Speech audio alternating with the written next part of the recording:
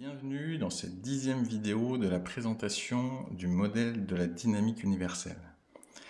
Comme je l'avais dit à la fin de la 9e vidéo, on va aborder la disposition à réagir. Alors on va repartir avec notre entité habituelle, la tranche d'un aimant cylindrique avec une polarité, donc le non voulu d'un côté et le voulu de l'autre. Alors cette fois, plutôt que de dire, comme au début, qu'on a une pensée, là cette fois on a un événement, une condition extérieure qu'on peut observer, ou une condition intérieure du corps qu'on peut observer également. Et on va avoir une réponse à cet événement, à cette circonstance, à cette condition. Donc, cette réponse, elle va être positive si la circonstance est voulue. Donc, facilement, on va avoir une réponse positive et avoir des pensées, des paroles, voire des actes qui vont aller dans le sens du voulu. Et à l'inverse, si cette entité, si cet événement est considéré comme non voulu et donc qu'on lui attribue une perception, un jugement négatif, on va avoir des pensées qui facilement vont venir s'agréger de l'autre côté, puis prolongement des pensées, des paroles, voire plus loin des actes liés au non voulu.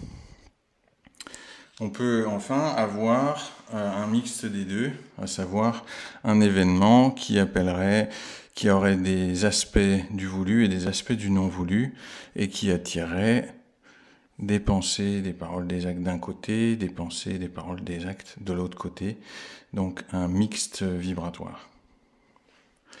Donc ça c'est l'événement, et ça c'est la disposition à répondre à l'événement. Alors maintenant, reprenons l'équivalent, mais on va prendre ça, la disposition, et on va remplacer cette entité qui était l'événement par la disposition à réagir. Donc on va juste changer d'échelle, compresser cela, donc comme un aimant. Une suite d'aimants fait toujours un aimant, on peut la remplacer par un seul aimant et venir la replacer au centre de notre schéma suivant. Donc cette fois où on a toujours notre entité, la tranche de l'élément cylindrique, mais cette fois on a une disposition à réagir, toujours avec le non voulu. Et toujours avec le voulu. Alors, avec toujours la polarisation, comme on vient de le voir, mais aussi son pouvoir d'attraction, c'est-à-dire de se mettre en résonance avec des choses équivalentes. Et qu'est-ce qui est le plus équivalent à une disposition à réagir? C'est l'événement qui déclenche la réaction. Du coup, on va avoir tendance à attirer des événements, des circonstances, des conditions intérieures au corps qui vont correspondre à cette disposition à réagir. Alors si c'est du côté du voulu, parfait, une circonstance, et on va y répondre facilement, positivement à nouveau. Donc donner plus d'élan et attirer des circonstances équivalentes. Donc comme on l'avait vu, avec un élan exponentiel, si vraiment on place son attention de ce côté. Le truc c'est que ça fonctionne aussi pour des dispositions à réagir négativement. Et on va attirer des événements, des personnes, des circonstances extérieures ou des conditions intérieures du corps équivalentes qui vont venir à nouveau déclencher, voire renforcer notre disposition à réagir du départ. Cette disposition ayant grandi, on va attirer sans le savoir généralement, mais on est là pour l'apprendre, le comprendre et changer la donne. On va attirer à nouveau des événements, des conditions extérieures ou intérieures équivalentes à cette disposition à réagir. Donc on voit bien que quand la disposition à réagir est positive, c'est magnifique. Quand la disposition à réagir est plutôt négative, c'est beaucoup moins sympa. Donc en prenant conscience de ça, on sait que nos dispositions à réagir, on va les cultiver pour elles-mêmes, parce qu'elles ont le pouvoir d'attirer des choses équivalentes. Donc ça devient des dispositions à agir en conscience. De ce côté-là, on a des dispositions à réagir négativement, et on va avoir tendance à les dissoudre, à ne pas les alimenter, pour ne plus attirer des choses qui vont dans le même sens. Alors, on voit que la règle qui est sous-jacente à ça, c'est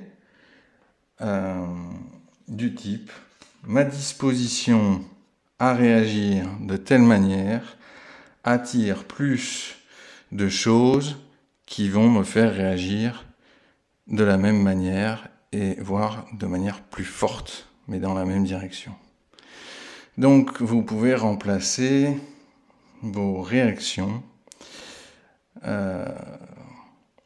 Dans cette phrase, vous pouvez remplacer réaction par vos réactions habituelles et voir ce que vous attirez comme événements qui correspondent, qui viennent faire ressurgir ces réactions habituelles. Alors habituelles, parfois elles peuvent s'espacer de semaines, de mois, d'années, voire de dizaines d'années, mais elles sont toujours actives. Et un petit déclencheur va les ranimer. Et par exemple, le fait de redescendre sur l'échelle des émotions va venir ranimer une disposition à réagir qu'on ne pensait plus avoir en soi. Alors, en reparlant de l'échelle des émotions, je vais nuancer un petit peu la notion de réaction, puisqu'en bas, on est dans la situation d'impuissance. Et on peut considérer que ce sont des réactions, donc reprenez les vidéos sur l'échelle des émotions, ce sont des réactions aussi qui nous aident à remonter. Mais tel que je le présente, ce sont des dispositions à réagir de plus en plus négativement qui nous font descendre, et là plutôt des dispositions quand on est vers le haut de l'échelle des émotions, à agir, qui nous font monter, mais malgré tout, on peut considérer que c'est une réaction. Quand là, on passe par le blâme pour passer de la colère, par exemple, à la frustration, à l'irritation, on peut le juger comme une réaction, et une réaction qui va dans le bon sens. Donc je voulais juste nuancer cette notion de réaction. Elles ne font pas toujours que nous faire descendre, elles peuvent être comprises aussi comme des situations transitoires qui nous permettent de remonter l'échelle des émotions. Mais il faut les comprendre comme telles. Sinon, on les cultive, on croit que c'est un mécanisme de défense, mais en fait, en les cultivant, en continuant à les entretenir, elles nous font au mieux rester sur le même étage, sur le même échelon de l'échelle, et au pire, continuer à descendre l'échelle des émotions.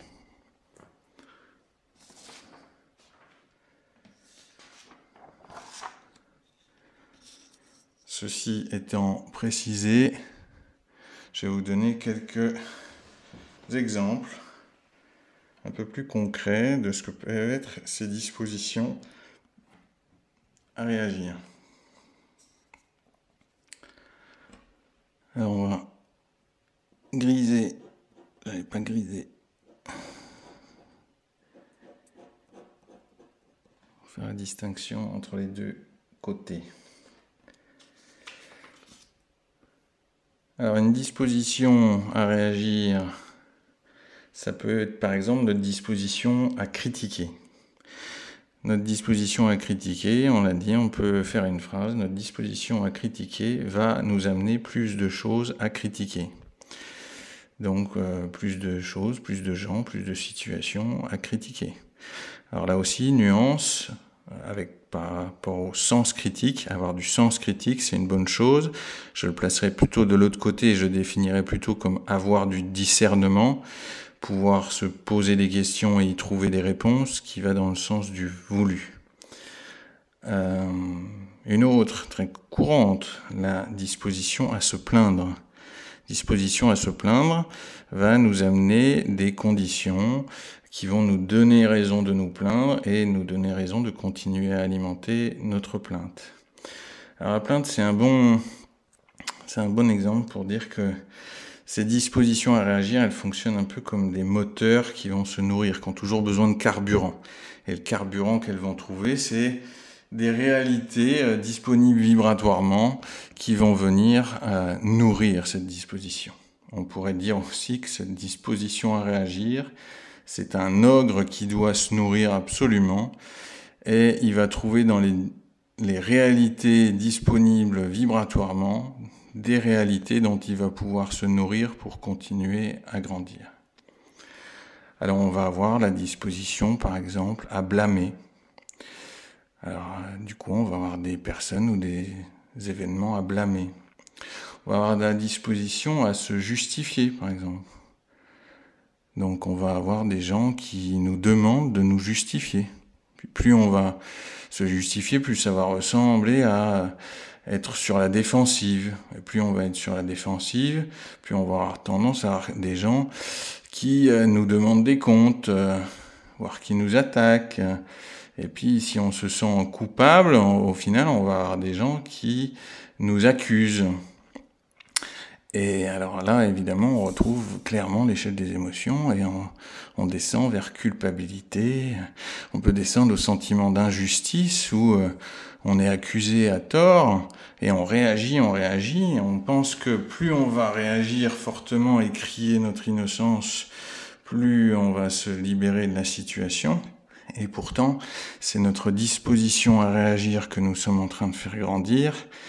Et malheureusement, c'est comme ça que beaucoup de gens finissent derrière des barreaux innocents, mais sans avoir du tout la connaissance que leur disposition, qui a grandi progressivement, les a amenés progressivement dans une situation totalement non voulue. Alors on va avoir la disposition plus haut sur l'échelle des émotions, on va revenir à quelque chose d'un peu plus léger, disposition à s'agacer.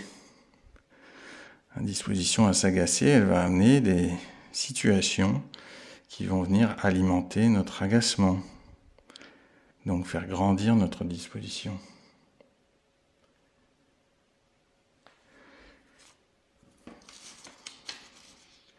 Ça pourrait être donc notre disposition à dénigrer les gens, les choses, ou notre disposition à nous dénigrer. Et alors, on va trouver en soi, par exemple, les raisons de se dénigrer, faire grandir notre disposition à nous dénigrer nous-mêmes. Et comme ça, notre image de nous-mêmes va se dégrader. Et au final, on va, par exemple, développer des dispositions plus fortes à s'en vouloir et au final à se sentir coupable, par exemple, et retomber sur des choses de plus en plus lourdes et difficiles à vivre. Alors on peut avoir la disposition à s'inquiéter qui va attirer des situations inquiétantes, c'est-à-dire qui vont venir faire grandir notre disposition à nous inquiéter. Et si on continue absolument dans cette direction, on va se donner raison de s'être inquiété, c'est-à-dire que les manifestations physiques vont correspondre à l'élan qu'on a alimenté le plus. Alors, fort heureusement, il y a une autre direction à prendre, qui est celle du voulu. Donc on peut lever le pied sur nos dispositions à réagir négativement, les faire remonter sur l'échelle des émotions, c'est-à-dire arrondir les angles, ne pas persévérer dans la même direction. On le verra dans les vidéos qui suivent, notamment, je pense, la prochaine, qui a vraiment des manières de dissoudre ces dispositions à réagir. Mais donc on a aussi la possibilité clairement de développer, de cultiver les dispositions à réagir positivement qui je l'ai dit, plus on les cultive en conscience, c'est plus tant des dispositions à réagir que des dispositions à agir, puisqu'on sait qu'en développant cette disposition positive, on va attirer des situations extérieures, des conditions, des événements, des personnes, des situations de pensée, de santé, qui correspondent à cette disposition. Donc on a par exemple la disposition à apprécier. Et là, on peut en faire des tonnes, même à partir d'un petit événement, à partir de rien. On peut en faire des tonnes, apprécier, parce qu'on sait que cette disposition à apprécier va attirer à nous plus de choses à apprécier. La disposition à s'émerveiller. Alors, plus de choses dont on va s'émerveiller. La disposition à rire, qui va amener plus de situations qui vont engendrer notre rire. Ou la disposition à sourire, déjà. Pareil, qui va attirer plus de choses qui vont nous faire sourire. Donc développer la disposition pour elle-même, par exemple le sourire intérieur, c'est extrêmement intéressant, parce que même si on la cultive à partir de rien, elle va trouver des reflets dans notre expérience de vie qui viennent confirmer qu'on fait bien de développer cette disposition à sourire. Alors la disposition à donner du sens, notamment pour transformer ces dispositions orientées vers le non voulu en dispositions orientées vers le voulu, ou de remonter comme ça l'échelle progressivement, je disais arrondir les angles, pour remonter, si je prends ça comme l'échelle des émotions, remonter l'échelle des émotions vers le voulu et vers les situations, les expériences voulues. Hop, je recentre un peu.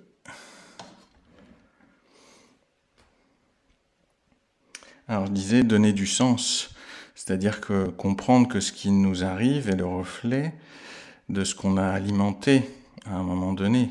Alors on a pu l'alimenter de par notre éducation, de par la culture dans laquelle on a grandi, de par l'époque dans laquelle on est né, et ça peut être plein de causes, mais finalement ce qui est intéressant c'est de voir qu'à l'instant T, dans notre présent, on peut commencer ou continuer à réorienter les choses en donnant du sens, en reprenant son pouvoir, c'est-à-dire en disant j'émets un signal qui entre en résonance avec un autre signal et il se juxtapose, je vais essayer d'émettre un signal moins fort si je suis allé dans cette direction, un signal plus fort dans cette direction, donc dans tous les cas un signal qui est plus orienté vers le voulu pour avoir d'autres résultats. Donc donner du sens à ce qui nous arrive, c'est déjà aller forcément dans cette direction. Donc là, c'est une disposition à réagir à ce qui se passe, mais autrement. Et je le redis, c'est plus une disposition au final à agir en conscience plutôt qu'à réagir d'une manière dénuée de conscience. Ou en tout cas un niveau de conscience plus faible que celui qui est de donner du sens.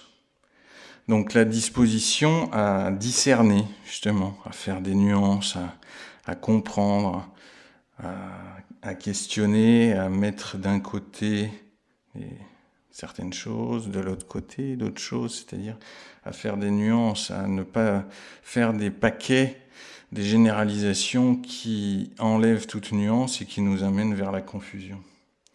Donc cette disposition à discerner, elle va nous permettre de clarifier. Et quand on clarifie, on va vers le voulu. Et donc la disposition à poser plutôt ce qui deviennent des actions conscientes que des réactions, c'est donc cesser de réagir à ce qui est et plutôt anticiper, c'est-à-dire plus facilement avoir une vision de savoir où on va. Disposition à anticiper ce qu'on souhaite ou la direction qu'on veut. Ça peut être très général, ça peut être juste se sentir bien, être heureux d'instant en instant ou de se sentir le mieux possible d'instant en instant. Donc une disposition générale que je souhaite vous aider à alimenter, à faire grandir à travers ces vidéos notamment, et mon accompagnement par ailleurs, c'est d'orienter ses pensées vers le voulu, même lorsqu'on est Même lorsqu'il y a un élan par là, on peut graduellement remonter l'échelle des émotions et faire réorienter sa pensée plus vers ce qu'on souhaite et du coup vers le bien-être. Donc à retenir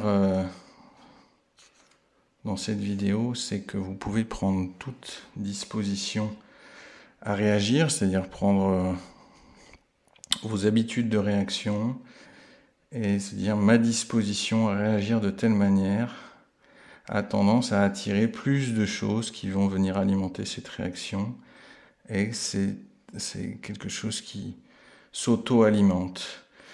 Donc si j'arrive à faire des liens entre ce qui se passe concrètement dans ma vie et mes dispositions à réagir, donc là je vais vraiment faire des liens de cause à effet complètement nouveaux, où c'est plus les événements qui causent seulement ma réaction, mais ma disposition à réagir qui me met en résonance avec certains événements, certaines conditions, certaines personnes, certaines situations de santé. Là, je reprends du pouvoir et là, ma vie peut vraiment évoluer. Dans la vidéo suivante, je vais commencer à aborder une manière qui permet de résorber vraiment ces dispositions à réagir et qui nous emmènera bien plus loin, on le verra. Dans la première vidéo, j'avais parlé du modèle expansif, c'est-à-dire soit dans la direction du voulu ou du non voulu, et nous verrons qu'il y a aussi une notion de contraction. Je n'en dis pas plus, je garde un petit peu d'éléments pour la vidéo suivante, il y en a beaucoup. Donc on verra qu'il y a une manière d'orienter son attention qui fait que les choses ne se développent pas dans la dualité uniquement entre non voulu et voulu, mais qu'il y a une autre manière d'orienter son attention qui permet aux élans qui sont qu'on souhaite résorber, donc qui permet à ces élans de se résorber. Ceux qu'on souhaite résorber vont pouvoir se résorber grâce à cette manière d'appréhender les choses et surtout d'orienter son attention. Donc je vous dis à la prochaine. Je vous rappelle que vous êtes les bienvenus à vous abonner et également à prendre contact avec moi à travers les liens qui sont en description de la vidéo. Vous copiez, collez les liens dans la barre d'état et vous avez rapidement mon contact sur Facebook ou LinkedIn ou d'autres si j'en ai ajouté depuis. Et je peux ainsi vous répondre à vos questions si vous souhaitez vous faire accompagner en parallèle de ces vidéos à travers des visioconférences qui ont lieu plusieurs fois par mois et qui vous permettent de faire la relation réellement entre ce que je raconte ici, qui peut être relativement théorique, et votre expérience de vie. Voilà, je vous remercie pour votre attention et je vous dis à bientôt.